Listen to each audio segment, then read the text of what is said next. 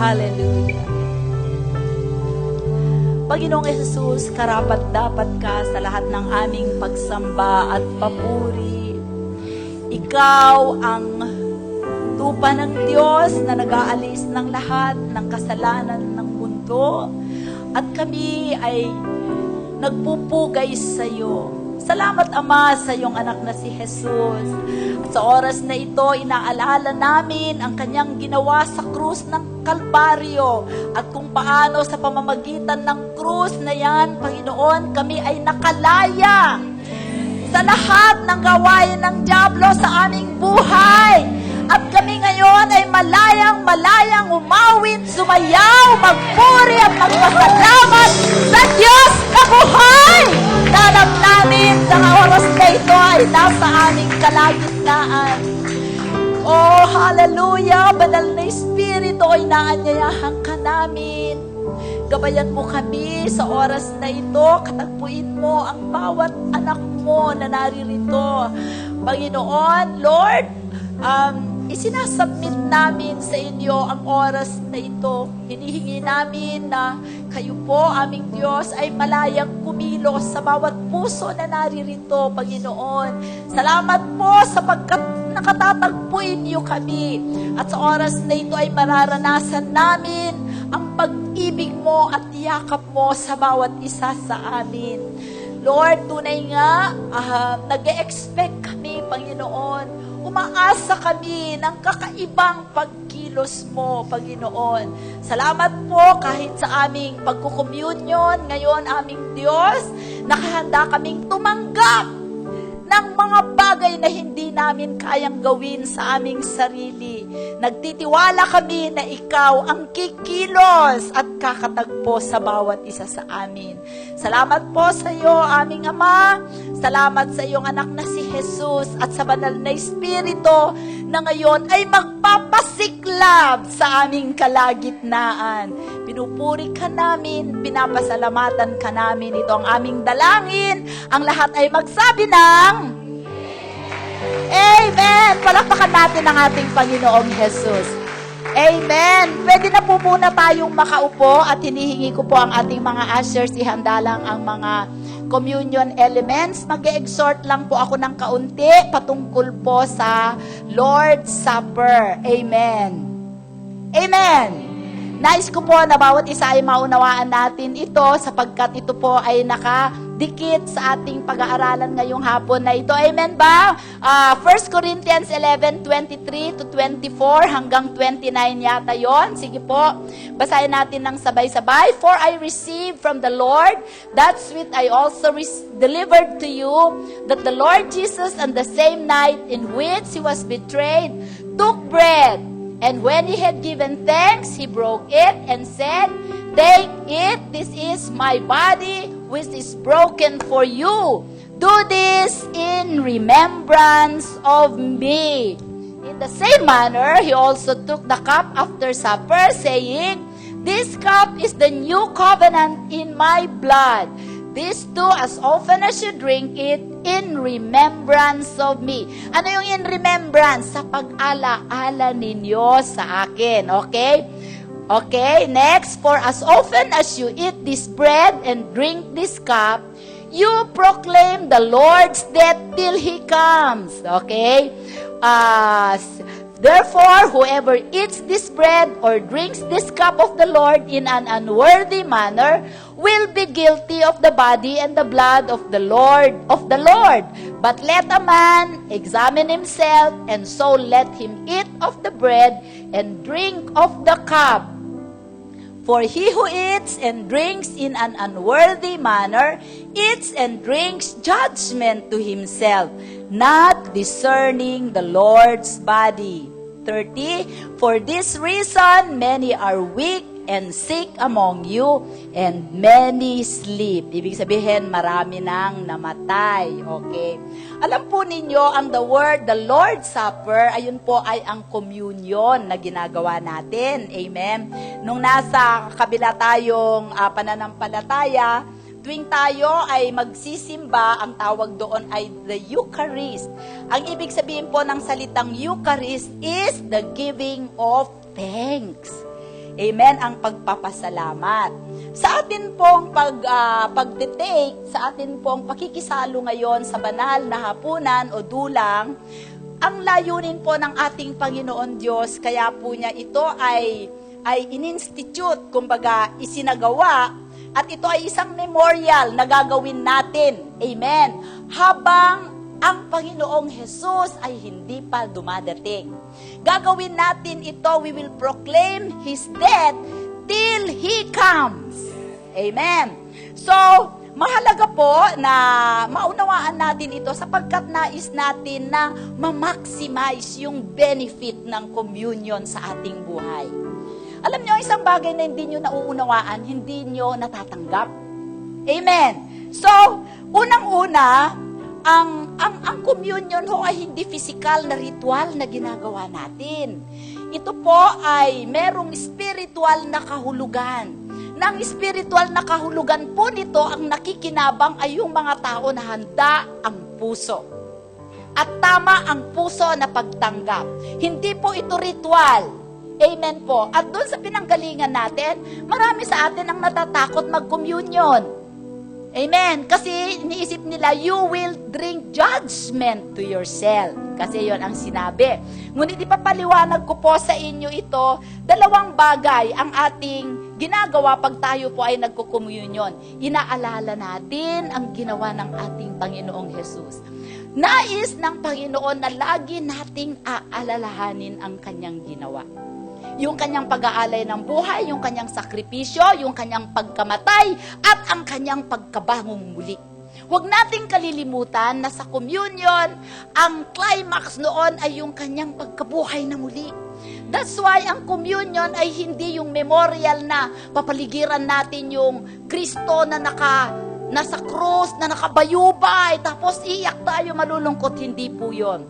Tapos na po yun. Amen. Ang gagawin natin, this is a celebration. Celebration ng lahat ng ginawa ng Panginoong Jesus ay nasa atin na. Amen. So, mahalaga, 4 na bagay ang nating titignan. Number 1 is we should look back and remember. Tayo ay magbalik tanaw at alalahanin natin. Una, bakit namatay ang Panginoong Jesus? How He died. Okay? He offered His body na para ito ay basagin nila. Tusukin nila ng tawag dito, scourge nila, di ba? Hagupitin nila at lumabas ang kanyang mga laman, di ba? Buto, halos buto na ang ng ating Panginoong Jesus para siyang skinless longganisa. Ang po yon, kaya niya ibinigay ang kanyang katawan upang tayo na nasa katawang ito ay hindi na kailangang magkasakit. Yun ho ay mga sakit na kinuha ng ating mga latay. Ang mga latay na tinanggap niya, yun po ay simbolo ng mga sakit na pwedeng dumating sa atin. Amen. By faith, over 2,000 years ago, kinuha na yun ng Panginoong Jesus. Kaya tuwing inaalala natin ang ginawa niya, nabibuild up ang ating faith, natanggapin ang ating healing. Hindi natin kailangan na mabuhay sa mundong ito na tinitiis natin ang ating hypertension, ang ating diabetes, ang ating rayuma, arthritis, sakit sa puso. Kinuha na yan ni Jesus. Ibigay natin na sa Kanya. Amen. Pangalawa, bakit siya namatay?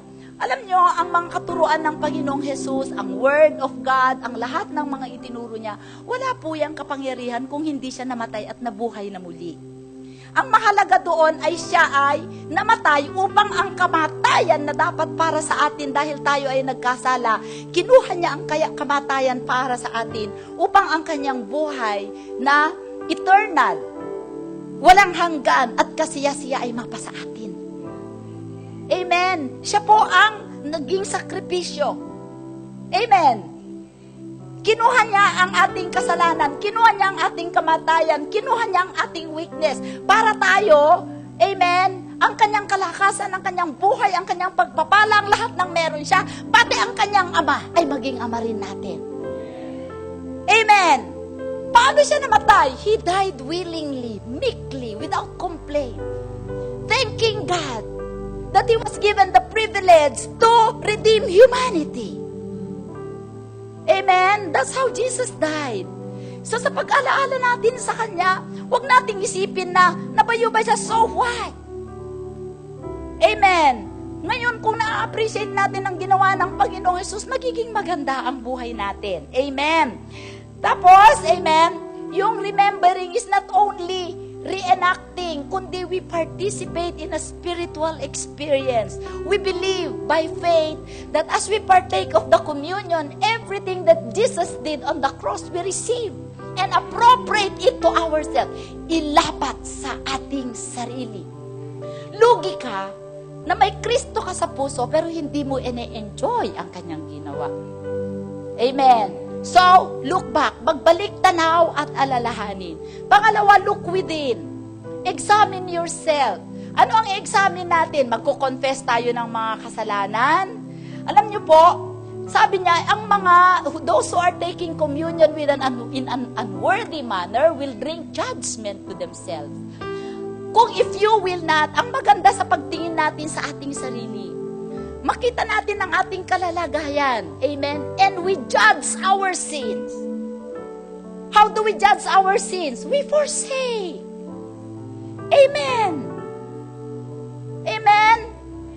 If you don't judge your sin and forsake your sin, gusto mo bang ang Diyos ang mag-judge sa'yo? How fearful it is to fall in the hands of a living God. Sabi sa Hebrews. So judge yourself. Amen. Hindi naman maganda yung confess ka na lang ng confess ng kasalanan. Hindi ka na sinner. The sinful nature is no longer in you because you have Christ. But because of this fallen world, sometimes sumasablay tayo. So pag sumasablay tayo, when we say we acknowledge our misgivings and mistakes, we judge them by forsaking them. Amen. Okay. Kung hindi natin yon, kung hindi tayo gagawa ng desisyon na ayusin ang ating lakad sa Panginoon, hindi po tayo makakatanggap, hindi dahil sa hindi nagbibigay si Lord, kung hindi ang ating puso ay hindi handa. Gets? Hindi dahil hindi ka binibigyan ni Lord, kundi dahil sa hindi mo paghuhusga sa sarili mo, ang puso mo ay wala sa posisyon na tanggapin ang ibinibigay niya. Mentakin mo yon, God has already commanded the blessing and you are not receiving because you want to stay in your sin. Amen. Okay, so look back, look within, and look ahead. Sabi niya, do this, proclaim the Lord's death till He comes. Bakit natin ipoproklama at idideklara ang kanyang kamatayan? Sapagkat ang kamatayan niya ay buhay natin. Amen! He died for me, so I now live in Him. Because He lives, I live. Because He died, I don't have to die. Amen! So we do it until He comes. What is the time when He comes? That is our blessed hope. Pagdating niya, yung rapture, yung babalik na siya para kunin niya tayo. Amen? Dadali niya tayo sa ating Ama. No more sin, no more sickness, no more grief, no more death. That is our blessed hope. And then, ang huling-huli is, we look around. Tumingin ka nga sa paligid mo. Look around means you are part of the body of Christ. You belong to this church. Are you walking in unity? Tayo ba ay nakikiisa sa ating iglesia? Tayo ba ay are we walking in love? Mahal ba natin ang ating kapatiran? Wow, narinig kayo ni Lord. Are we caring for each other? Discern the body. Hindi tayo pwedeng magtengang kawali sa ating mga kapatid. Amen? Dalawa po kasi ang meaning nun. Discern the body, meaning to say yung, alam mo kung anong kulugan ng kanyang katawan na nabayubay sa krus, yung mismong tinapay, at yung kanyang, the body of Christ. yung katawan niya dito, nakatayo ay kabilang. Amen? At ang communion po ay hindi pagkainalala natin ang pagkamatay ng Panginoong Jesus ay agdungdung out tayo o nag-grieve, hindi po. Meron tayong joyful hope. This is a family meal. Alam niyo ba ang communion is a family meal? Di ba pagka nagkakaisa ka kanina, mayroon kaming family meal, sobrang saya namin, natataranta kami. Sa saya, sa dami ng aming kakainin. This is a celebration. So why do we have to celebrate? Because the Savior, our God, is alive and He is with us today. And everything that you need for life is godliness, it belongs to you. So we have a reason to celebrate because we are going to receive. So are you ready to receive? Dalhin po natin ang mga communion elements. Hallelujah. Thank you, Lord. Kumuha na po tayo. Amen. Huwag niyo po munang kakainin at iinumin. Seated on the throne, crown you now with many crowns. You reign victorious,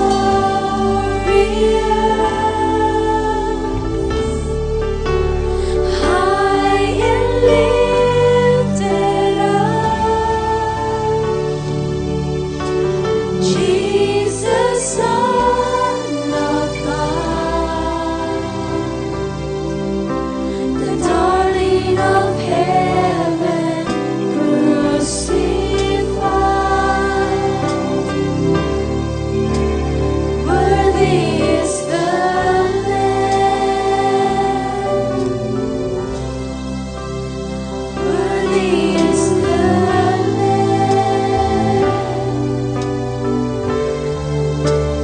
Worthy is the Lamb.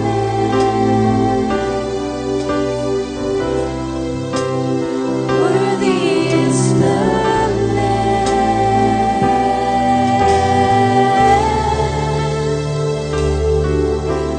Worthy is the Lamb. Seated on the throne, crown you now with many crowns. You reign victorious,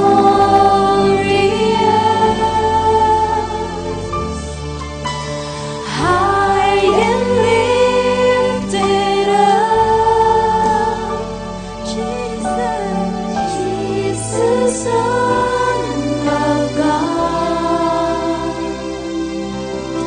the darling of heaven, crucified.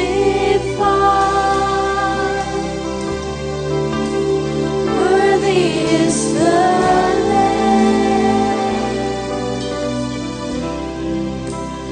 Worthy is the Lamb.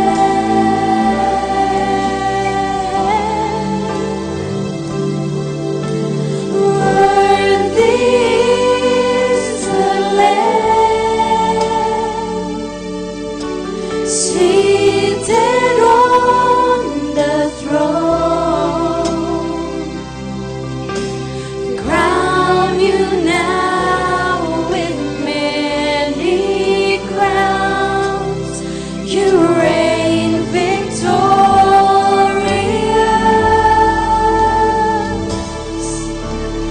high and lifted up. Jesus. Tumayo po tayong muli at itaas po natin ang ating mga tinapay. Sapagkat tinanggap ko sa Panginoon ang ibinibigay ko naman sa inyo, na ang Panginoong Jesus ng gabing siya'y ipagkanulo ay dumambot ng tinapay.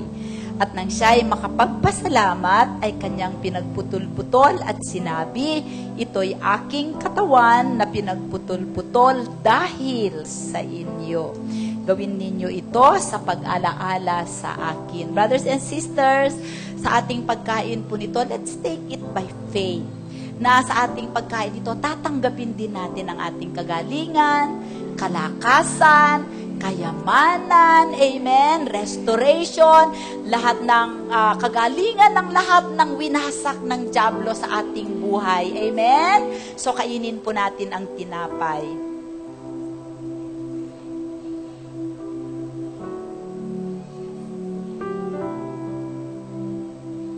Kunin po natin ang kupitan ng ubas.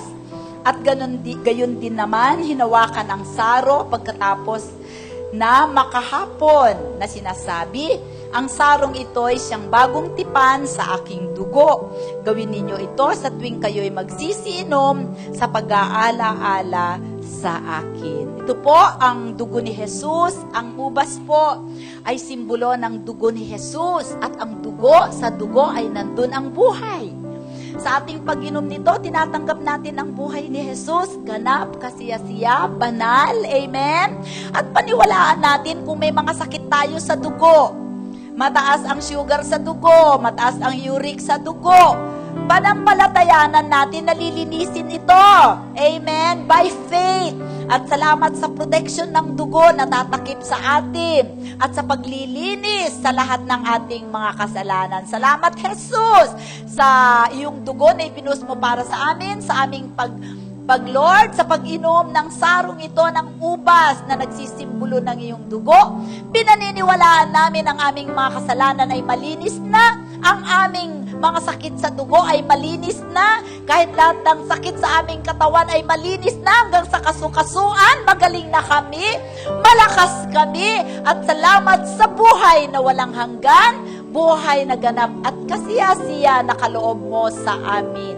Salamat po, Panginoon. Amen. Inumin po natin. Thank you, Lord. Pasalamatan nyo na ang Panginoon. Come on. Salamat po, aking Diyos, aming Diyos, sa kagalingan, kalakasan, na ipinagkaloob mo, higit sa lahat, sa Lord, sa kapahayagan ng iyong salita. Amen and amen. Glory to God. Pwede na po tayong makaupo. Hallelujah! Magandang hapon! Salamat sa 5. Magandang hapon po sa inyo!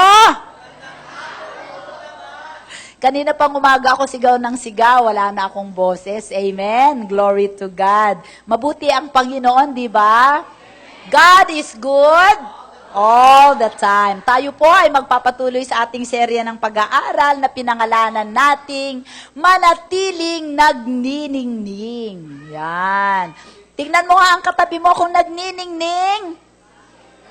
Nagniningning ba o brown out?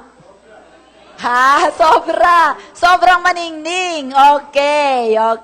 Romans 1:21-22, sabi po doon, ito po ang ating text na pinag-aaralan hanggang sa ika-4 na Sunday. This is the second Sunday, sa third Sunday at saka sa fourth Sunday. Bago matapos itong November, the month of Thanksgiving, may gagawin ang Panginoon, napakaraming himala sa mga taga-Rema. Amen! Hallelujah! Excited ako, may ginawa si Lord kaninang umaga! Woo! Hallelujah! Amen! Sige, basahin natin ng sabay-sabay. For the wrath of God is revealed from heaven against all ungodliness and unrighteousness of men, who suppress the truth in unrighteousness. Ibig sabihin, ang tao na sumusupil sa katotohanan ng Diyos. Ano ang katotohanan ng salita? John 17:17, the word is truth. Amen. Next. Because what may be known of God is manifest in them, for God has shown it to them.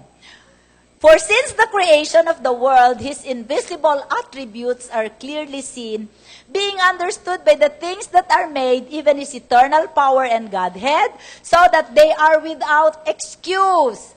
Because although they knew God, they did not glorify Him as God, nor were thankful, but became futile in their thoughts. They have vain imaginations, and their foolish hearts were darkened. Okay.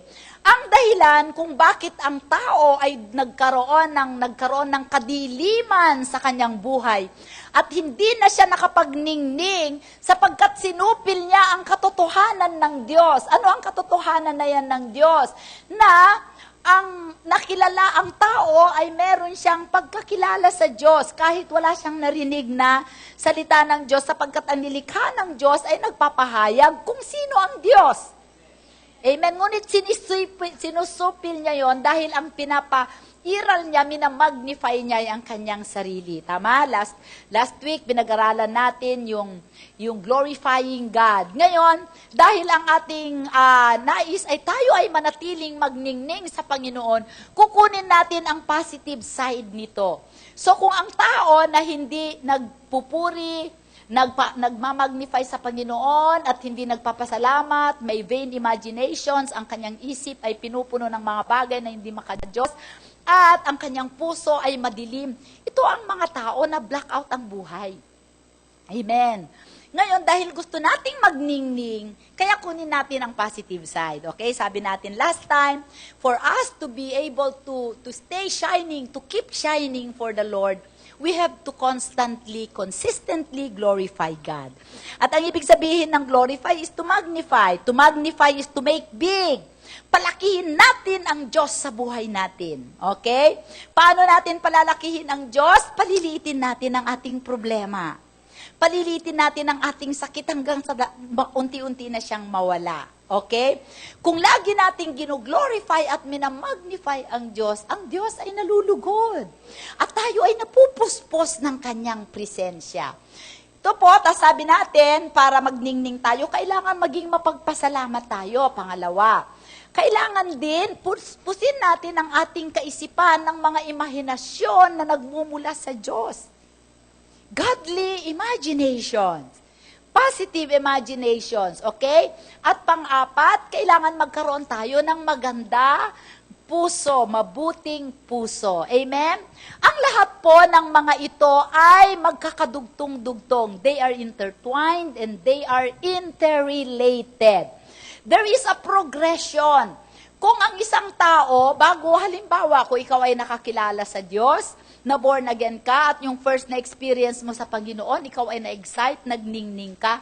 Ngunit hindi mo ipinagpatuloy na papurihan ang Diyos at pasalamatan ang Diyos, babalik ka dun sa lugar ng kadiliman kung saan ka nagmula. Gets?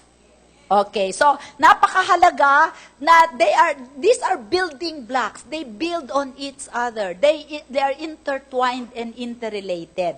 Sabi po doon dahil ang gusto ng Panginoon po, we will live we will live from glory to glory. Amen? From glory to glory. Because the Christian life is progressive.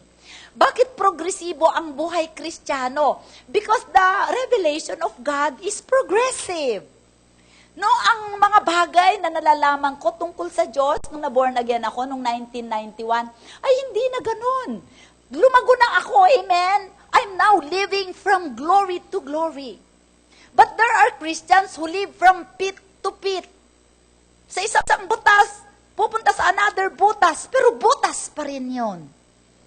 Amen? Di na nakalaya. So, kailangan natin, kung tayo ay magniningning, kailangan bigyan natin ito ng pansin. These things, brothers and sisters, I tell you, I am so blessed by this series. Ako personally nabe-blessed dito.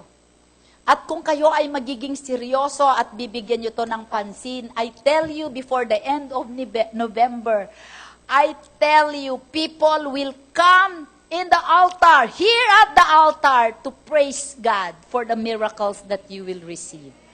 Amen? Ito ang word ni Lord sa akin kaninong umaga para sa Rema. Amen?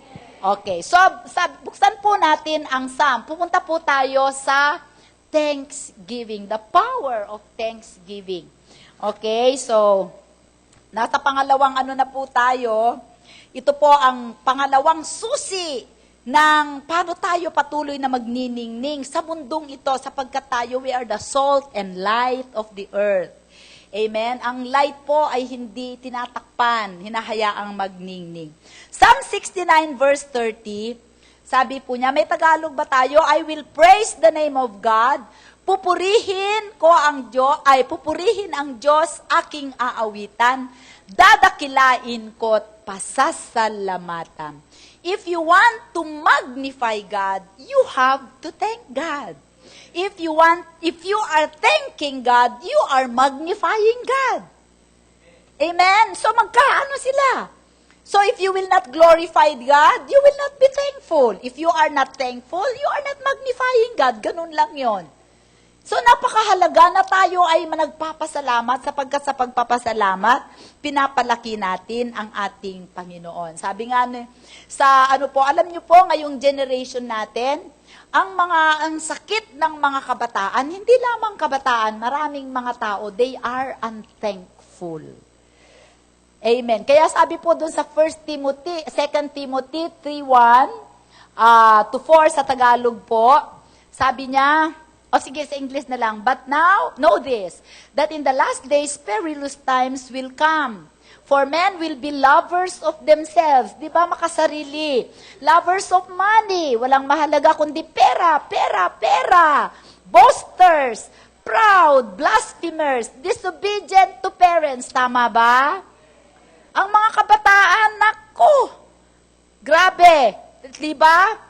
Ang mga magulang nagmamakaawa sa mga anak. Wala pa rin. To parents, unthankful, unholy, unloving, unforgiving, slanderers, without self-control, brutal, despisers of good. Tingnan natin sa Tagalog. Sabi niya, traitors, headstrong, haughty, lovers of pleasure. Tingnan natin sa Tagalog para mas maunawaan natin. Meron pa tayong Tagalog niyan, bro? Wala. Okay, so mapagmahal sa sarili. Mas mahalaga ang pleasure. So makikita natin na ang unthankfulness ay hindi simpleng bagay sa mata ng Diyos. Ito ay inihilera niya sa mga unholy, sa mga blasphemers, na pupunta doon sa kapahamakan pagdating ng araw. Amen? Kaya we should not take thanksgiving for granted. Sabi nga nung isang author, the unthankfulness is the blight of our generation. Ano ang blight? Ito ang ano ang sinabi ko? Lanta. Nagpapalanta ng ating henerasyon. Kaya tignan mo ang mga generation natin ngayon, hindi sila active, lanta. Pag naiisip ko lang ng mga kabataan ngayon, laging nakatutok sa computer, parang wala akong nakikitang hope. Amen? Dahil makasarili. Unthankful. Alam nyo, kung kayo ay grateful, lalo na sa mga magulang ninyo, kung kayo mapagpasalamat, tutulong kayo sa trabahong bahay. Magpapasalamat kayo. Ang sign na nagpapasalamat kayo sa mga effort na ginagawa nila, sinusunod ninyo sila, pinapagaan nyo ang trabaho nila, amen? Hindi nyo sila binibigyan ng sama ng loob. Hindi po ba? So, napakahalaga po na ang ating mga anak, ano po, mga magulang, kailangan natin na tayo ang magturo sa ating mga anak ng mga salita ng Diyos. At ipakita natin ito sa ating buhay. Alam nyo, pwede nyong i-Bible study yung mga anak ninyo from noon till 3, from morning to evening. Pero kung ang nakikita sa'yo ay contrary sa sinasabi mo, manikawala ka, mas gagawin nila yung nakikita nila kaysa sinasabi mo. Napakahalaga na ang mga kabataan ngayon, makakita sila ng mga magagandang modelo. Amen. Okay, so, mga brothers and sisters, merong dalawang bagay na mahalaga sa ating kung tayo ay magpapasalamat na lagi nating aalalahanin. Ito ay mahalaga if we want to be thankful. If we want to develop a thankful heart, number 1 is humility, kababaang loob. Alam niyo po, ang tao na mayabang, hindi yan magpapasalamat. Pagka dumating ang sitwasyon na kailangan niya ang tulong, hindi siya lalapit sa'yo. Kasi baka isipin mo, kailangan niya ang tulong mo. Baka isipin niya. No? Ang taong mayabang, pagka tinulungan mo, sasabihin niya, uy, magpasalamat ka na. Ba't ako magpapasalamat? Dapat nga tulungan niya ako kasi siya naman ang may kaya. Di ba may mga taong ganun? Ikaw pa ngayon ang dapat lang tulungan ako kasi siya naman ang meron, ako naman ay wala. Tingnan mo ang kayabangan, kaya hindi umaangat sa buhay. Amen? May taong ganyan, di ba? Huwag na tayong lalayo sa mga kamag-anak na lang natin. Di ba parang obligasyon natin sila? Na pagka hindi natin sila tinulungan, para bang isusumpa pa tayo. Di ba? So yung mga ganong tao, they will not receive from God. They are a blight to this generation. Mamamatay sila, magiging madilim ang buhay nila, nangalirang, lantang-lanta, tuyot na tuyot, agtungro sa Ilocano. Amen! So mahalaga po yun. Lahat po tayo, we have to acknowledge people who help us. Noong nasa San Miguel po ako, I continuously thank and acknowledge my bosses, my co-workers, na tumutulong sa akin. No man is an island. Hindi ka aangat kahit sa trabaho, sa ministry, nang walang nag-aangat sa'yo. Unang-una, tingnan mo yung mga, ang pinanggalingan mo na lang. Tingnan mo, ang mga magulang mo, kung wala sila, hindi ka naging tao. Sasabihin ng mga, bakit? Pinili ko ba na ipanganak mo ako? Di ba nag-enjoy ka naman? Diba, ganyan ngayon ang attitude ng mga bata. Niluwal-luwal mo ako dito sa mundo. Tapos ganito ng buhay ibibigay mo sa akin. Walang utang na loob, diba? Sabi nga ng kasabihan sa Tagalog, ang taong hindi marunong lumingon sa pinanggalingan ay hindi makakarating sa paroroonan. Ako simple, ang taong hindi marunong lumingon sa pinanggalingan ay madadapa. Amen. Madadapa siya, hindi na siya makakabangon. Amen. So, napakahalaga po. Tingnan natin, kahit saan tayong bagay, saan tayo naroroon, magpasalamat tayo sa ating mga bossing. Alam nyo, pagka tayo ay empleyado, naalala ko noon sila Brother Orly, Pastor Orly, nasa San Miguel. KMU sila, nako! Lahat na lang inirereklamo. Strike, lockout, mga ganon. Unreasonable na yung mga hinihingi. Karapatan nila, mahal-mahal na ang yaman-yaman ng kumpanya. Mga kapitalista, ibagsak. Kung hindi ka pala kontento dito, sabi ko, ba't ikaw umalis ng San Miguel? Ba't nagpipilit ka, di ba, Romy? Si Brother Romy, isa pa yan. Pero hindi yan sumasama sa union. Hindi ba? Ang unthinkable, kung wala yung kumpanya na yon, wala ka eh. Habang nandun ka, pagpakita ka ng loyalty. At magpasalamat ka dahil ang promotion hindi nanggagaling sa boss, nanggagaling sa Diyos. Pero hindi ibig sabihin na hindi mo sila pasalamatan, guys, ginagamit sila ng Panginoon. Kahit sa ministry. Amen. Dapat marunong tayong magpasalamat. So, humility. That everything that we enjoy, amen, that we belongs to God, we have to acknowledge Him, we have to acknowledge people na ginamit ng Panginoon na alulod. Alam niyo po, pag ako ay sinabihan ng Panginoon, pagpalain mo si ganito, kagad-agad akong sumusunod. Amen. Pero may mga tao na, pagka pinagpano ko, pinagpala ka pa, thank you Lord. Magbigay ka ng pasalamat sa Kanya. Hindi, si Lord naman ang nag-ano sa Kanya, Anong klase yun? Diba? Pasalamatan mo yung ginamit ni Lord, pasalamatan mo si Lord. Kasi kung hindi nagpagamit, wala ka. Alam nyo, may choice ako na magpagamit o hindi. Amen. So, pasalamat tayo sa pangalawa na mahalaga sa pagpapasalamat, humility, kababaang loob. Pangalawa is memory. Amen. Ano ang memory sa Tagalog? Pag-aala-ala. Okay? To remember, sabi niya, memory is remembering the good things that God did for you. Diba? Pagka inaalala mo yung mga magagandang ginawa, to remember is to rehearse. Diba? Pagka sinasabi natin yung salitang rehearse, saan ka pupunta? May rehearsal kami. Anong ginagawa nyo pagka nagre-rehearse kayo? Paulit-ulit na ginagawa ninyo ang isang bagay. Pagka nagpapasalamat tayo, naalala natin ng paulit-ulit, hindi natin kinakalimutan lahat ng ginawa ng Panginoon sa ating buhay. Amen? We recount. We tell it again and again and again to people. Amen? Ako, yung ginawa ng Panginoong Diyos sa buhay ko, lagi kong naaalala yan. Hindi ko yan inaalis hindi ko inaalis ang picture na yan sa aking puso. Amen. Napaka-precious. Yung mga encounter ko sa Panginoon, yung mga prayer ko na narinig ko ang boses ng Panginoon. Pagka naalala ko ngayon, they are as fresh as they were 21 years ago. The reason why maraming mga Kristiyano na ang dali nilang mag-give in sa temptation is that they don't remember the goodness of God in their lives. Pagka ang dyablo ay pinuntahan niya ngayon ako at gumamit ng tao para i-renounce ko ang aking pananampalataya, hindi ko yon magagawa ngayon. Bakit?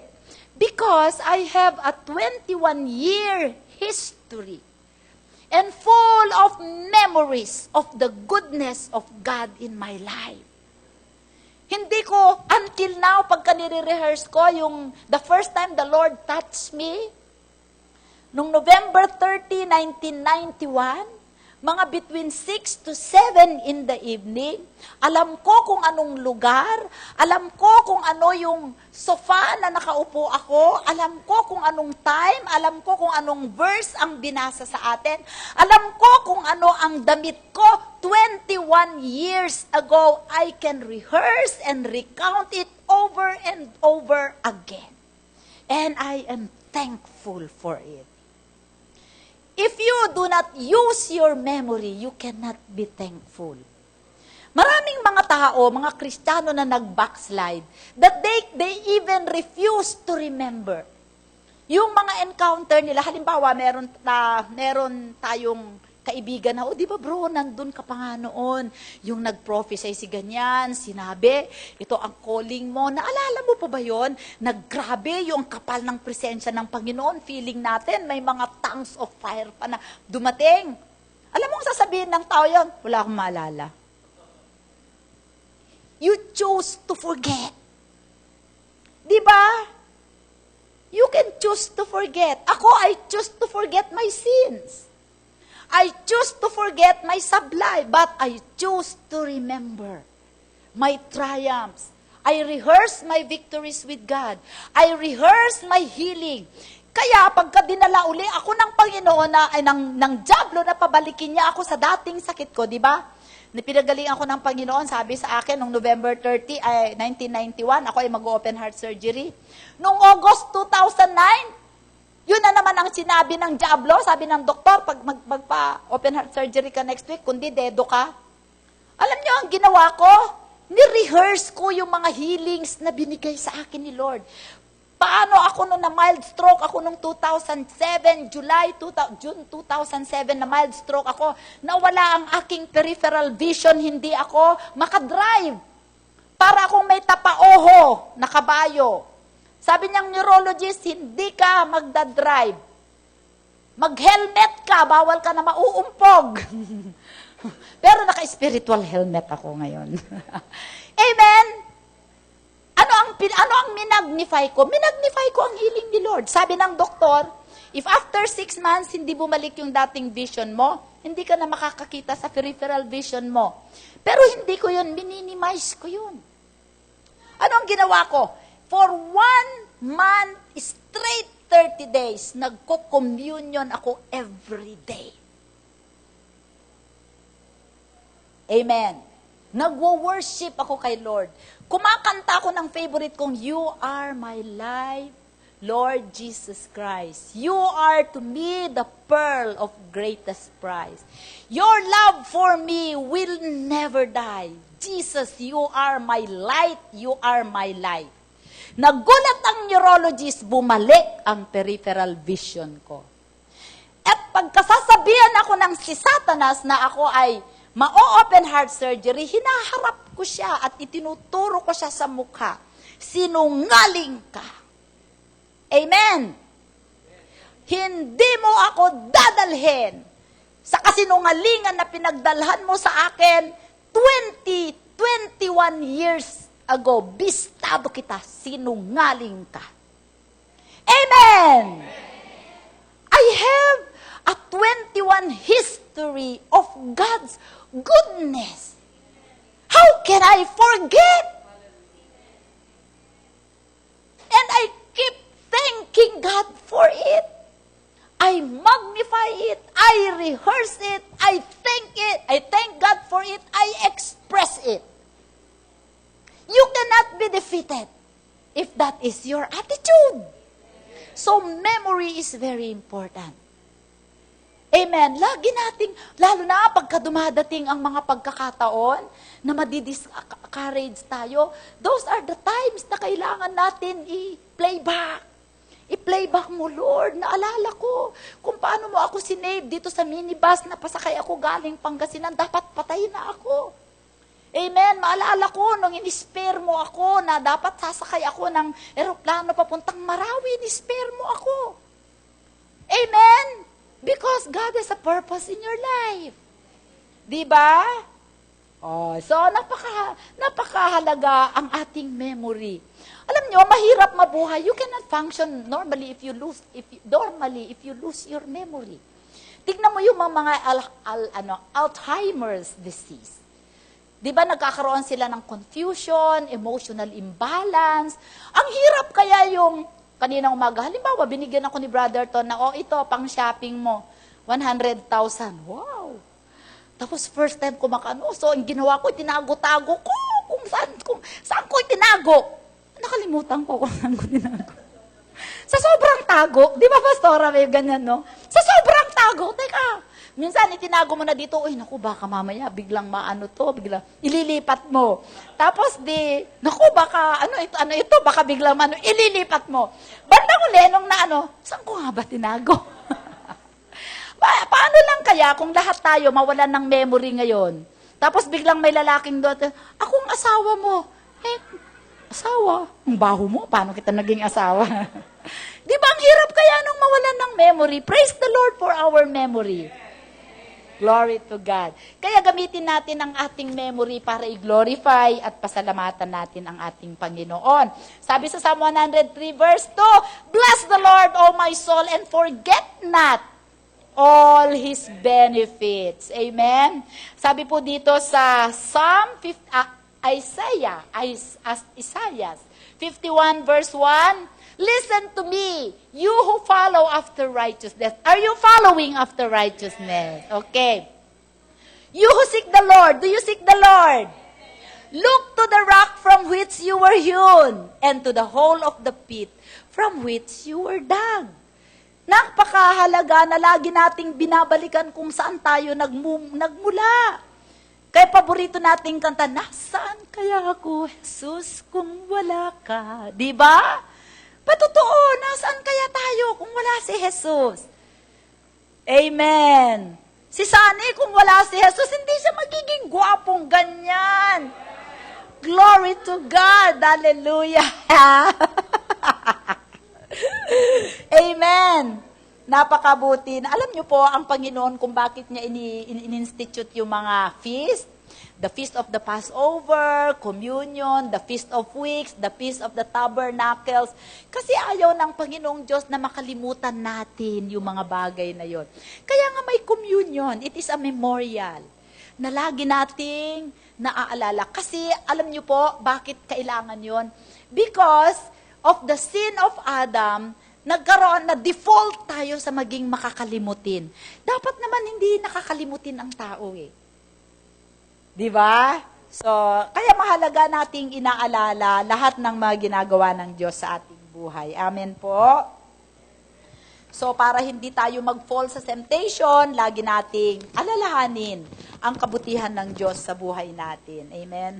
Alam niyo, ang mga tao ngayon, maraming makakalimutin. Nakakalimutan nilang ginawa ni Lord. Tapos, pagka may ginawa ang dyablo sa buhay nila, sisisihin pa nila si Lord. Amen? Okay, sabi po ni Pedro sa 2 Peter 13:15, kung may po tayo, English po tayo, ay Tagalog, wala ba? Minamabuti kong sariwain ito sa inyong isipan. What is that? Memory. 'Di ba? Pagka sinasariwa ninyo, alam nyo ang mga mag-aasawa kung bakit minsan nagkakaroon tayo ng problema. Kasi siyempre, over time, nagkakaroon niya ng problema dahil lumalabas ang natural. Amen. Pero kung sariwain mo yung mga nakaraan nung nagliligawan kayo, di hindi kayo. Marami ako ditong ikinasal eh. Yang si Dayan at saka si Michael is inasal ko eh. Wow. Sabi ko, oh Michael, anong ibig sabihin sa'yo ng salitang pag-aasawa? Sabi ni Michael, responsibilidad ho. Tama! Malaking responsibilidad yung kinukuha mo. Ikaw naman, Dayan, ano sa'yo ang pag-aasawa? Love po ba? Love. Nakakatuwa eh. Hallelujah. Totoo ba? Oh, walang bunga ang love. Minabuti kong sariwain ito sa inyong isipan habang ako'y nabubuhay. Alam niyo po, si Apostol Pedro dito ay malapit ng mamatay.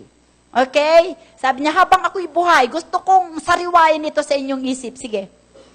Alam kong hindi na ako magtatagal sa buhay na ito ayon sa pinahayag sa akin ng ating Panginoong Hesus. Biruin mo si Apostol Pedro. Sabi ni Lord, O Pedro, mamamatay ka na. Ang pagiging pagkamatay mo ganito. Alam niyo ba na namatay si Apostol Pedro? Kasi katulad ng pagkamatay ni Jesus, crucified. Pero he did not count himself worthy to die like Jesus kasi nagpa-crucify siya ng upside down, pati warik.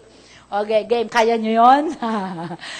Kaya gagawin ko ang lahat upang maaalaala pa rin ninyong lagi. Tingnan mo, maaalala ninyo, lagi pa. Lagi, ano daw? Ang mga bagay na ito, kahit ako'y nasa kabilang buhay na. Ano kaya yung mga bagay na yon? Ang mga sinabi ng mga propeta. In short, ang mga itinuro sa inyo na salita ng Diyos. Huwag ninyong kalilimutan. Eh pagka tayo na-confront ng magko-compromise tayo, ay kinalimutan na natin ang salita. Don't be unequally yoked together with unbelievers. Eh Lord, paano siya nang naman nanligaw sa akin? Pagkakataon ko na, Lord! Kinompromise. Kinalimutan ang salita. Okay. 2 Peter 3:1. Basahin natin. Tagalog.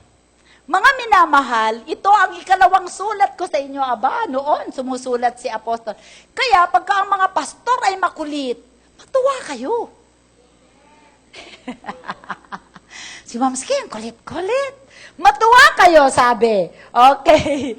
Sa dalawang sulat na ito ay sinikap kong gisingin ang malinis ninyong isipan. Wow! Malinis na isipan. Holy Spirit, i-search mo kung sino dito ang malinis ang mga isipan. Amen! Ang mga anak ng Diyos, malinis ang isipan. Amen! Kasi kung ang hindi isip mo, lalabas sa bibig mo, alam mong, ang ganda sana ng babae na yun, pero nung nagsalita, mabaho ang isip. Amen. Sinikap kong gisingin ang malinis ninyong isipan sa pamamagitan ng pagpapaalala ng ilang mga bagay. Ano daw yon? Mga bagay na yon. Alalahanin ninyo ang mga sinabi noon ng mga banal na propeta at ang utos na ibinigay sa inyo ng Panginoon at tagapagligtas sa pamamagitan ng mga apostol na isinugo sa inyo. Huwag niyong kalilimutan ang mga tagubilin ng mga lingkod ng Diyos. Yun ang sabi na Apostol Pedro, mamamatay. Alam nyo ba na ang mga tagubilin ng malapit ng mamamatay, napakahalaga nun. Distilled na yung mga yon. Amen? So pure na yon na revelation sa Panginoon. Napakahalaga po na lagi nating iisipin. So, ang mahalaga sa pagpapasalamat ay kababaang loob at pag-aala-ala. Okay? So, kung gusto ninyo magising, gusto ninyo na ma-revive sa inyong espiritu dahil parang nalalanta na kayo, nangangalirang na kayo, alalahanin lang ninyo ang mga kabutihang ginawa sa inyo ng ating Diyos. Ano po ang mga kapakinabangan o the benefits of being a thankful person? Okay? Kaninang umaga, ito ang inano namin. Okay, bakit importante ang maging mapagpasalamat tayo? Unang-una, ang pagiging mapagpasalamat ay nag-i-increase ang ating nag-i-increase. Lumalaki o hindi. Tumitudhi ang ating kagalakan. Amen? It increases our happiness. Ako, I want to say it joy. Diba? Pagka tayo ay nagpapasalamat, umaangat ang ating kagalakan. Alam nyo po, ang happiness ay relative. Okay, what makes a person happy can make a person, another person, sad. Diba? Diba? Ang kagalakan po ay hindi nagmumula sa mga bagay na nasa labas o sa kaganapan ng ating buhay. Maraming tao, masaya lang sila pagka may pera. Diba? May mga tao, masaya lang kung maraming red wine na nakastock sa bahay. O kaya maraming pagkain, diba? Ngunit, may mga tao na kilala nila ang Diyos niya na kahit anong mangyari sa kanilang paligid, magkaproblema man sila ay masaya. Bakit? Anong sikreto nila? Dahil mapagpasalamat sila. Amen! Alam niyo po, ang pagiging mapagpasalamat, nagdadala yan ng kagalakan sa puso. Ibig sabihin, meron kang faith na ang Panginoong Diyos, dahil ikaw ay nagpapasalamat, kaya niyang baguhin ang kaganapan sa buhay mo. Amen? So, Philippians 4:4, sabi ng ating Panginoon, rejoice in the Lord always. I say again, rejoice. Gusto kong ikwento sa iyo itong illustration na kaninang umaga ay pinento ko. Merong isang estudyante na dalaga. Siya ay nag-aaral sa malayo. So, college siya. Isang araw, sumulat siya sa kanyang nanay. Sabi niya, Nay, sabi ko, nandito po ako sa bahay, pilay po ang aking kamay, ano ang nabali ang aking paa, nabali ang aking kamay, kasi po ako ay tumalon mula sa second floor ng aking dormitoryo. Sabi niya, ako po kasi ay nagkaroon ng boyfriend at ako po ay buntis. At ngunit okay na po ako ngayon. Huwag po kayong mag-alala. So, tapos, sabi niya bandang huli, PS, Nay, yun ang lahat ng aking sinabi ay wala po lahat katotohanan yun. Yan. Ang totoo po ay bumagsak ako sa subject na ito. At letter F po ako letter C, C po ang aking grade dito sa subject na ito.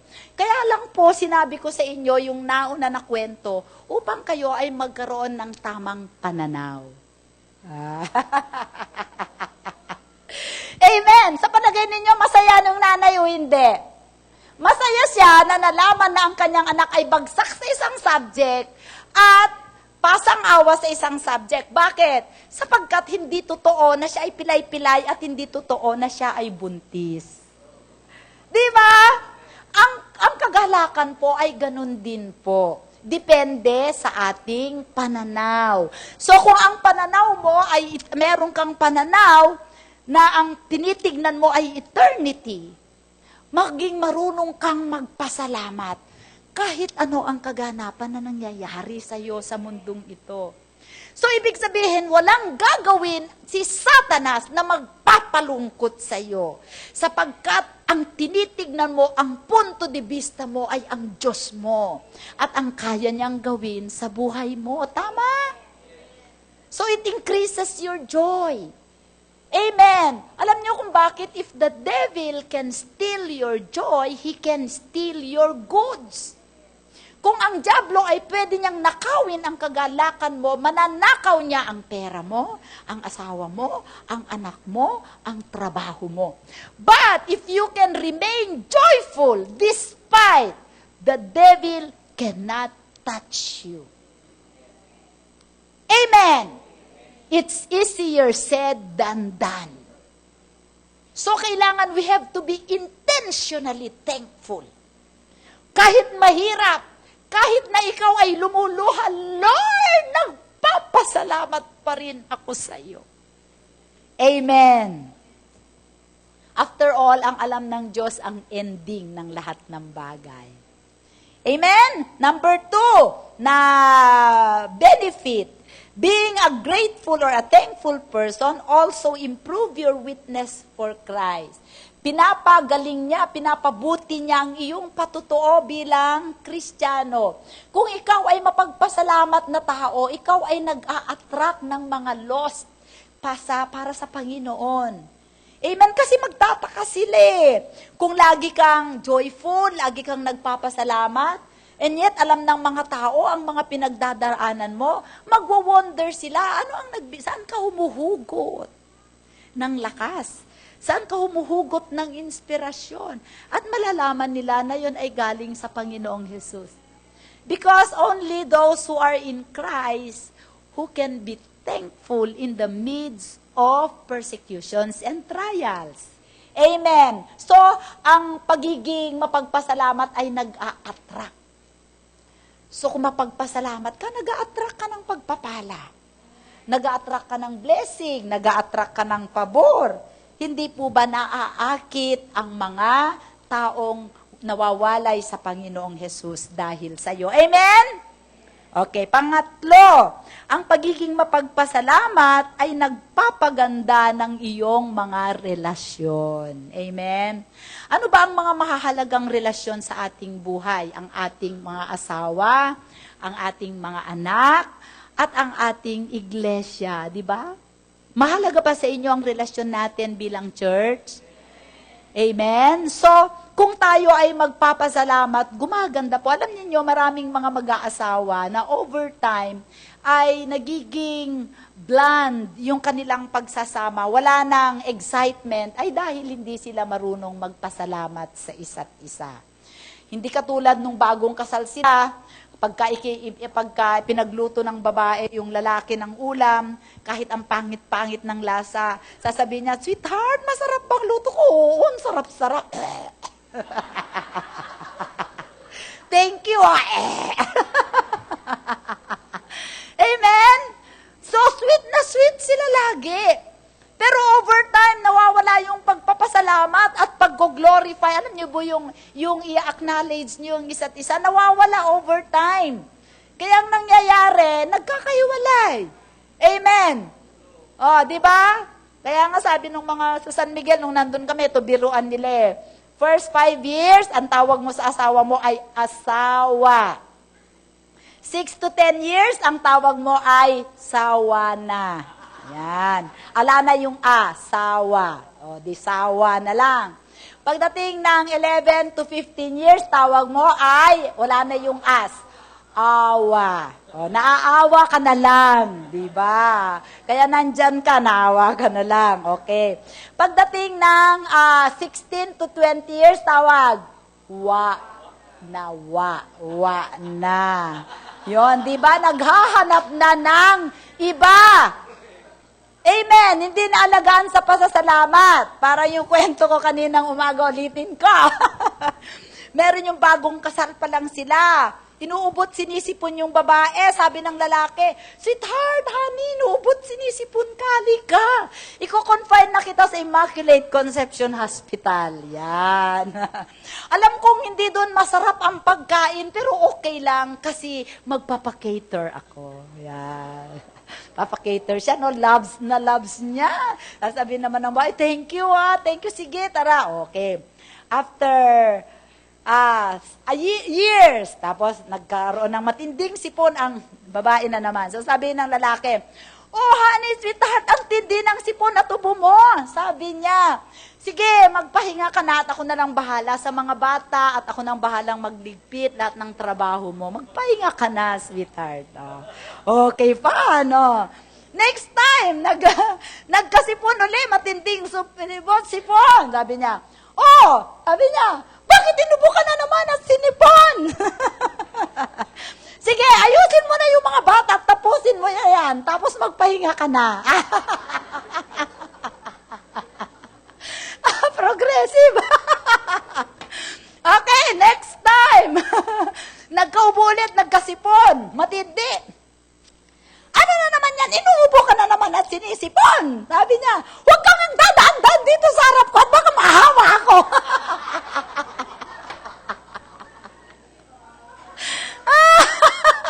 Nasa ang stage kaya?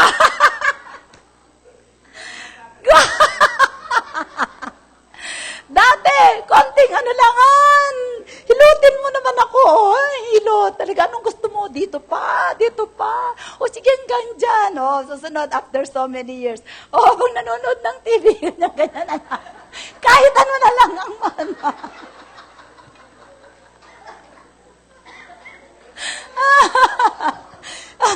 Susunod na to, no? Ayan, ibinili kita ng massage na upuan. Maupo ka na lang.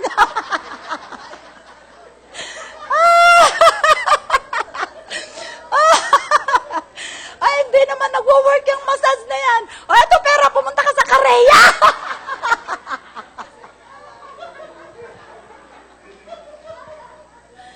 Ay, nako. Totoo, di ba?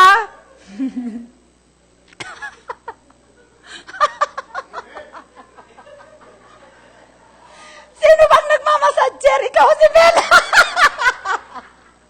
Sino ba sa inyong dalawa ang sinisipon? Pero alam nyo po, kung tayo ay magpapasalamat sa mga maliliit na bagay na ginagawa ng ating mga asawa, over time, gumaganda ang inyong pagsasama. Alam nyo po, ito natutuhan ko kay Pastora Citas nung nag-aaral ako sa Bible School. Sa mga mag-asawa, you grow together sa bahay. Amen! Sabay kayo, alam nyo, nung nagpakasal kami ni Brother Ton, pareho kaming mahirap. Pareho kaming wala. Amen? Kaya ang mga possessions namin ngayon, no one can say, dahil sa akin, hindi. Conjugal, kasi we inspired each other.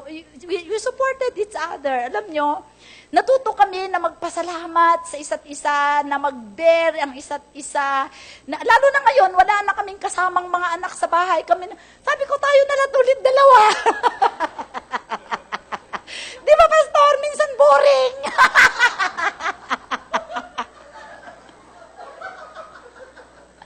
Kaya gusto na lang namin kunin yung mga apo namin para hindi kami mabor. Di ba? Pero nagpapasalamat ako, pagka matutulog kami sa gabi, ganito yung style ni Brother Ton, uupo sa kanyang tumba-tumba, yung kanyang rocking chair. Na. Tapos, bubuksan ng TV. Wala pang 2 minutes. Thank you, Lord! Thank you, Lord! Nakakapagpahinga ang aking asawa. Ako naman, pagkagagawa ako ng preaching, ang lakas ng TV, ako'y nag-aaral. Buti na lang ang Panginoon, in-insulate niya ang tenga ko. Nagagawa ko ang kahit anong gusto, nakakapag-concentrate ako kahit ano ang kalakas ang TV niya. Praise the Lord! Alam mo yun, overtime natututo kang anuhin mo. Tapos pagka pinatay na niya ang TV niya, kahit anong ginagawa ko, stop din ako. Kahit ang preaching bukas ay hindi pa ako tapos ngayon, pag pinatay niya ang TV niya, matutulog kaming dalawa, whether you like it or not. Tapos, magpa-pray kami, tapos sabihin namin, thank you for the day, thank you. Alam nyo, iba pagka na kay Lord tayo. Amen. Laging masaya ang buhay. Hallelujah. Kaninang umaga nandito siya, natatawa rin siya. Sa mga Okay. So, alam nyo kayong mga kabataan, kung mapagpasalamat kayo sa inyong mga magulang, lalong mai-inspire yung mga magulang ninyo. Ang pinakamaganda na paparaan, pwede sigurong naiyak, hindi ninyo kultura yung magsabi, Tay, thank you po. Pero ang dali lang sabihin Nay, thank you sa baon ko, Tay, thank you sa... Ang daling sabihin nyo, alam nyo, yun ang magbuboost sa inyong mga magulang na magsikap lalo. Tapos, hindi yung thank you kayo ng thank you sa mga magulang ninyo. Yung pala, buntis na kayo, ha? Huwi kayo, buntis na kayo, ha? Kawalang hiyaan yun. Hindi kayo pagpapalain ni Lord. Pagsunod sa magulang. Amen. At sa ating iglesia. Di ba? Nagpapasalamat ako sa lahat sa inyo. Ano kaya kung meron tayong culture of thanksgiving dito sa ating church? Napakasaya siguro ng iglesia, no? Amen. Ako nagpapasalamat ako sa worship team. Ang hirap kaya ng ginagawa nila mula 2:30 ng hapon hanggang alas 9 ng gabi. Nandito sila every Saturday. Imagine ang investment ng time. Di ba? Alam niyo po, talaga pong nagpapasalamat ako sa inyo. Iba kayo talaga. Amen. Alam nyo, pag ako ay naglilibot sa mga ibang churches dito sa Marikina, naawa ako sa kanila. Kasi alam nyo, pinagpapasalamat ko, na-appreciate nyo ako bilang inyong pastora. Nakikita ko yon sa dami ng honoring na ginagawa ninyo sa akin. Alam po, sabi ko nga kila Pastora, lahat ng isinusot ko, puro bigay. Nabibless, katulad niyan, grabe ang blessing na dumadating sa buhay ko galing sa inyo. Hindi lamang yon, yung nakikita ko kayo linggo-linggo, napakalaking encouragement sa akin yon. Amen.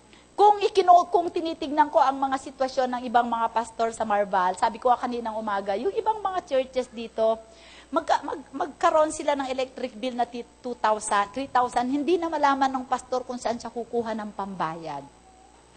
Kaya nagpupuri ako lagi sa Panginoon. Alam niyo po kung magkano ang electric bill natin, Aman?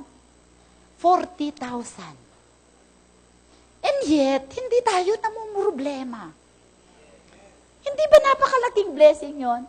Kanino nang galing ang pera? Sa inyo, sa inyo. Bakit? Dahil nagpapasalamat kayo sa buhay ng isa't isa. You cannot thank without giving. Amen. Ang tunay na pagpapasalamat ay pagbibigay. I'm so proud of you. Amen. Ibang klase kayo sa Rema. Praise the Lord. Hallelujah. Biruin nyo, yung pastor ng mga ibang church, kailangan pang maglabada para may makain ng pastor. Hindi ko kaya naman maglabada. Kukuha ko ng mga labandera. Amen? Ang yaman ng church.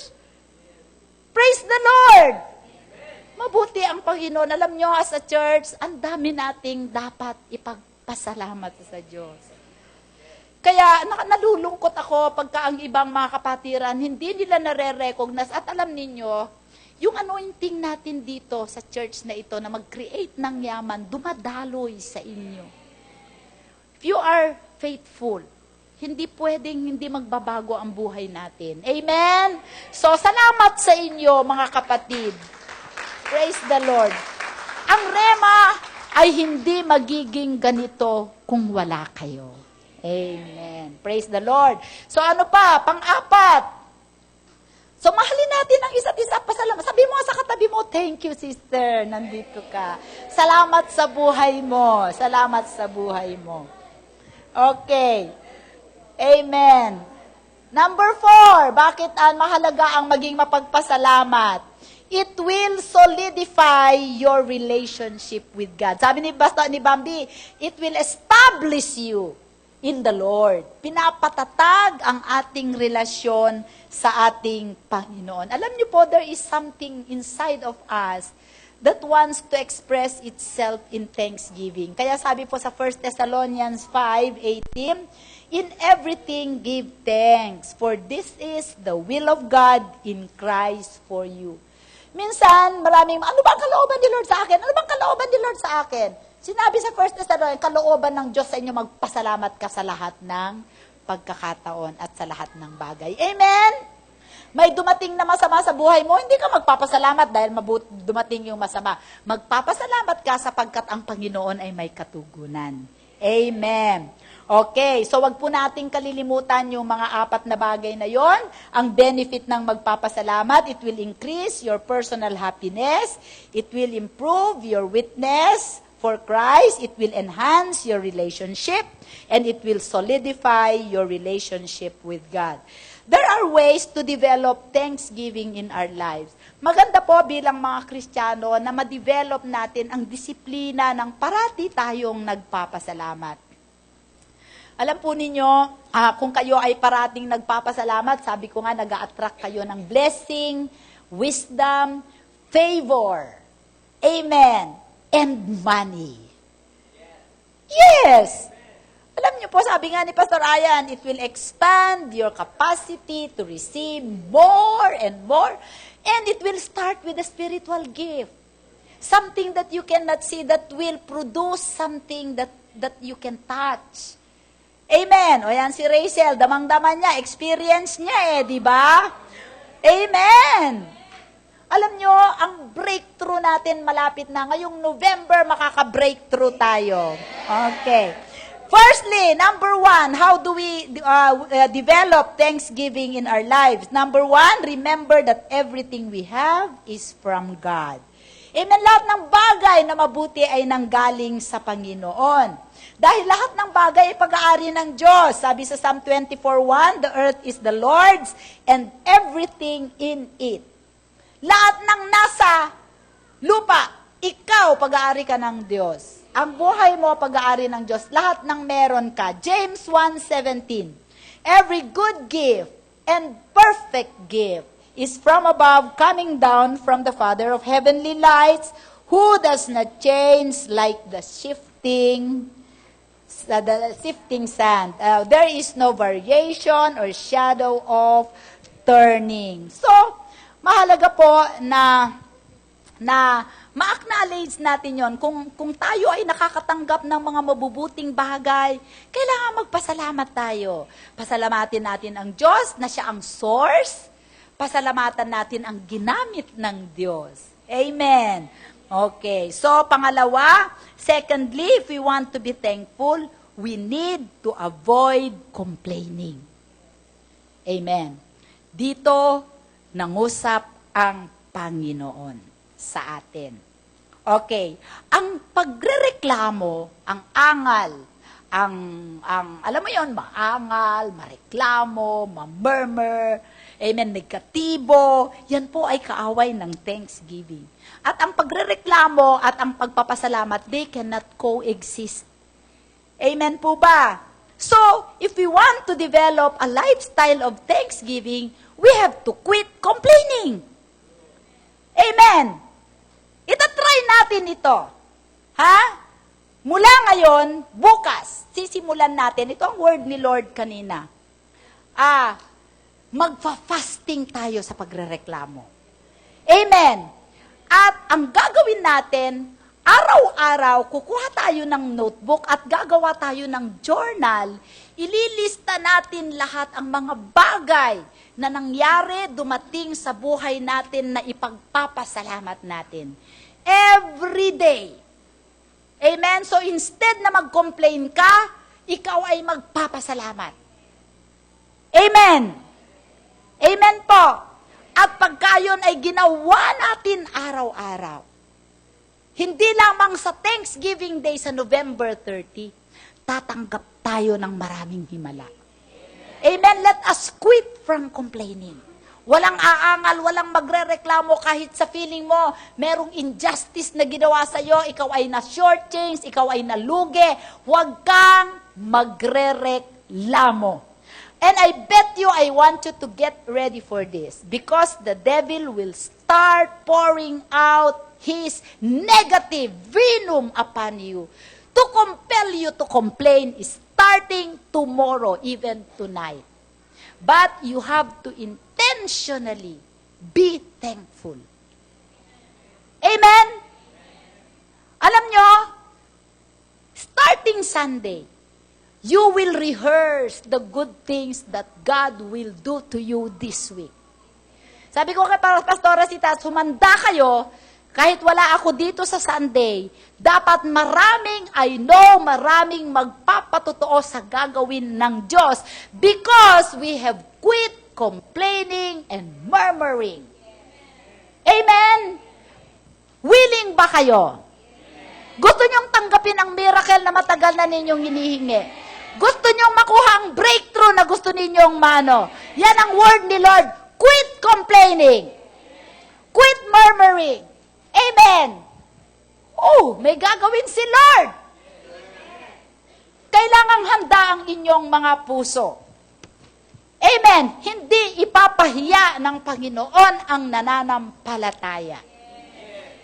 Glory to God. Basahin ko po ito kasi napakaganda. Si Dr. Dale Robbins, ito po ay sinulat niya. Sabi ni Dr. Robbins, I used to think people complained because they had a lot of problems. But I have come to realize that they have problems because they complain. Kaya nagkakaproblema ang tao dahil nakarereklamo. Hindi dahil maraming problema. Amen. Sabi niya, complaining doesn't change anything or make situations better. It amplifies frustration. Alam niyo itong amplifier na to? Kaya pagka nagsalita ka, ang naririnig lang ganyan. Pero dahil may amplifier, naririnig hanggang doon. Pagka ikaw ay nagre-reklamo, pinapalaki niya, minamagnify niya yung frustrations. Kaya ba't ka magko-complain? Itiklop mo na lang ang bibig mo. Amen? Tapos sabi niya, it spreads discontent and discord and can invoke an invitation for the devil to cause havoc in your life. Pagka nagre-reklamo pala tayo, pinapakawalan ng demonyo ang napakarami niyang anghel para magdala ng malas sa buhay mo. Amen? So instead na magreklamo ka, magpasalamat ka na lang. Pagka naman nagpasalamat ka, si Lord naman ang magpapadala ng mga milyong-milyong anghel. Amen? Amen. Sabi niya dito, complaining makes us miserable. Psalm 77 verse 3 says, I complained and my spirit was overwhelmed. Amen? I remembered God and was troubled. I complained and my spirit was overwhelmed. Amen? Na ma-magnify yung trouble mo, naalala mo na rin lang naman ang Diyos. Magpasalamat ka na. Kaysa magreklamo ka, kutakot ba namang magre-reklamo ka sa harapan pa ng Diyos? Amen? So, sabi ko nga kanina, napakahalaga na maingatan natin ang ating mga bibig at ang ating puso. Philippians 2:14-15, basahin natin. Do all things without complaining and disputing, that you may become blameless and harmless. 15. Children of God without fault in the midst of a crooked and perverse generation, among whom you shine as lights in the world. Ganun pala, pagka gusto mong magningning ng magningning, huwag kang reklamador. Do anything without complaining or disputing. Sabi ng nanay mo, oy, maghugas ka ng pinggan. Ako na naman, ako na lang ng ako, kaninang umaga na ako. Diba? O anak, magbigay ka naman ng ano. Ako na naman ang hinihingan mo, di ba ako na nga sa iyo nagbigay? Ay nako, hindi ka pagpapalain ni Lord sa buhay mo. Without complaining or disputing. Tama ba ang salita ng Diyos? Kasi kung ikaw ang bigay ng bigay, praise the Lord, ikaw ang laging pagpapalain. Alam mo, kung ikaw ang bigay ng bigay, sabi mo, Lord, thank you for the privilege to be a blessing. Ibig sabihin, ako na naman ang pagpapalain mo. Totoo, di ba? Sa 14 kaming magkakapatid, sa tiniis ko, dahil sa puso ko sa aking mga kapatid, alam nyo, brothers and sisters, hindi ako nagsawa na tumulong sa kanila. Alam nyo po, hindi ko makontain ang blessing ni Lord sa buhay ko.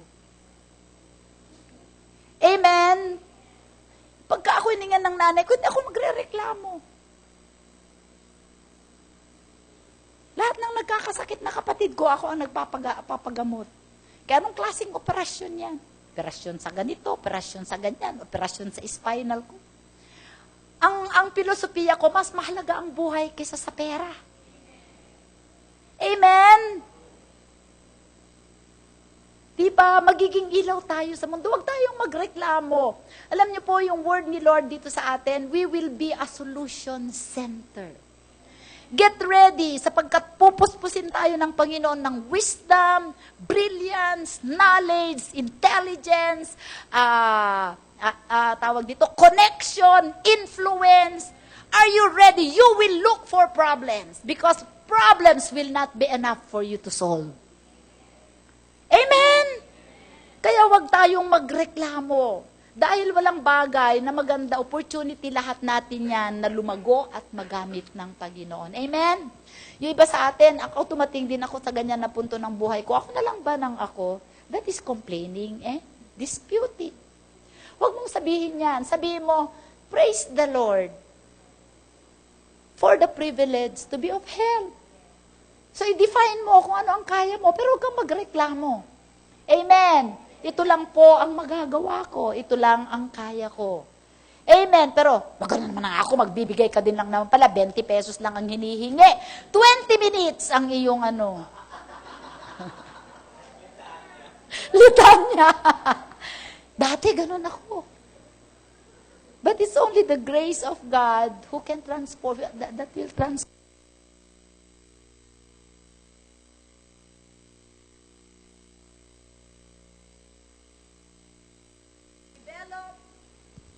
Develop a daily discipline of thanksgiving. Yun yung sinasabi ko sa inyo, dalawang bagay. Sanayin natin magkaroon tayo ng disiplina na laging nagpapasalamat. Pagkagising pa lang sa umaga, pagmulat mo ng mata at nagkamalay ka, glory to God, salamat, O Diyos, buhay ako. Amen? Ngayon po ang gagawin natin, 2 ways, sabi dito, discipline ourselves to find something each day to thank God for. Maghanap kayo ng mga bagay na ipagpapasalamat ninyo araw-araw. At ito ay itala ninyo sa isang notebook. Dito, dadaloy ang miracle ninyo. If you do it faithfully, if you do it with discipline, intentionally, sabihin ko sa inyo, bago matapos ang November 30, maraming makakatanggap sa atin ng himala. Kahit na yung mga asawa natin o mga anak natin, nakikita natin na ganito ang kanilang behavior, ganito ang attitude, ilalagay mo, Lord, nagpapasalamat ako ang aking anak ay buhay pa at habang siya ay may buhay, may pag-asa pa na mabago mo siya. Binibless ko siya. Binabalot ko siya ng pag-ibig ko. Binabalot ko siya ng pananampalataya ko. Amen! Kung hindi pa niya tinanggap ang Panginoong Jesus, you cannot cover him with the blood. Dahil wala pa siya sa Panginoon, but you can cover him with your faith and your love. Amen! Everything na nakikita mo na improvement, itatala mo yan, ipagpapasalamat mo. Then I will tell you, before the month of November ends, makikita mo ang changes na mangyayari sa buhay ng mga yan. Amen? So, napakaganda po. Okay. Sabi po sa Ephesians 5:19, sing and make music in your heart to the Lord, always giving thanks to God the Father for everything. Ano ang keyword doon? Always. Always. Give thanks to God. Amen. Ang sinasabi ko, hindi mo ipinagpapasalamat na nadukutan ka. Pero ipagpapasalamat mo na pwede kang bigyan ng Panginoon ng kapalit nun. God is able to make it up for you. Amen? So, bago tayo pumunta dun sa ating daily journal ng ating mga ipagpapasalamat, sa atin, meron ding gagawin ang Panginoon sa ating puso at espiritu. Habang ginagawa natin yung journal natin. So, tanungin ko po kayo ngayon ng 6 na katanungan. Sagutin po ninyo ito ng tapat sa inyong puso. This is between you and God. Para alam mo din na magpo-progress ka mula ngayon hanggang sa end of the month. Amen po. Number 1 na question. Okay? Paano natin malalaman kung kayo ay thankful person o hindi? Number 1, which do you tend to talk about more? Your blessings or your disappointments? Pagkalimbawa, dumating mga kaibigan mo, ano ang kara-karaka mo na gustong pag-usapan? Ang mga pagpapala mo? Ang mga pagpapasiklab ng Diyos sa buhay mo? O yung mga depression mo, disappointment mo, frustration mo? Okay? Number 2, are you a complainer? Always grumbling, always finding fault with your circumstances? Okay, lagi ka bang nagrereklamo? Grumbler ka ba? Okay, mareklamo, maangal, ano-ano. Number 3, are you content with what you have? Kontento ka ba sa mga meron ka? Or always dissatisfied and wanting more? Binigyan ka na nga ng asawa mo ng 1 milyon, nakasimangot ka pa. Ba't ito lang? 1 milyon na. Ba't ito lang? Ganun ka pa. Ako nga, bigyan lang ako ng 1,000. Wow, glory to God. Yung iba nga, 100 lang. Praise the Lord. Diba? Papagpasalamat. Amen. Number 4, Do you find it easier to count your blessing or is it easier to count your afflictions? Ano ang binibilang mo? Yung mga sakit, hapdi, pait sa buhay mo, tapos inire-record mo pa sa iyong puso, meron ka pang picture noon at yun ang nire-recall mo. Or ang inire-record mo yung mga pagpapala, victories sa buhay mo. Okay? Number 5, do you express thanks to others when they help you? Or you just take it as your due? Nagpapasalamat ka ba pag kami nagbigay sa'yo? Bawa may nag-abot sa'yo ng love gift. Bro, babigyan kita ng love gift. Tinignan mo. Ito lang. Araw-araw ako naglilinis sa church. Ito lang. Amen. Hindi tayo ganon, di ba? Praise the Lord. Number 6, would others say that you are a thankful person? Yung iba ba, sasabihin ba, mapagpasalamat talaga? Sarap bigyan niya. Kasi mapagpasalamat. Amen? Alam niyo po, may mga karanasan ako sa mga tao na akala ko, yung ibibigay ko ay pagpapala sa kanila. Pagka ibinigay ko na kasimangot, parang kahit ako na nagbigay, na-disappoint. Imbes na magkaroon ako ng joy, pati ako nalungkot. Nagkaroon tuloy ako ng condemnation sa puso ko. Amen? May mga taong ganun. Iba naman yung kahit konting, naalala ko yung isang PA ko noon, dun sa Isabela, si Kenneth. Basta inutusan lang ako ng Panginoon kasi magbo-board siya noon, nursing. Naisabi lang ni Lord sa akin, abutan mo siya ng pera. Alam niyo po, nung inabutan ko ng pera, umiyak. Sabi ko, ba't ka umiiyak? Ma'am, alam mo ba, kailangan ko talaga ito. Alam niyo po, sobra akong na-bless.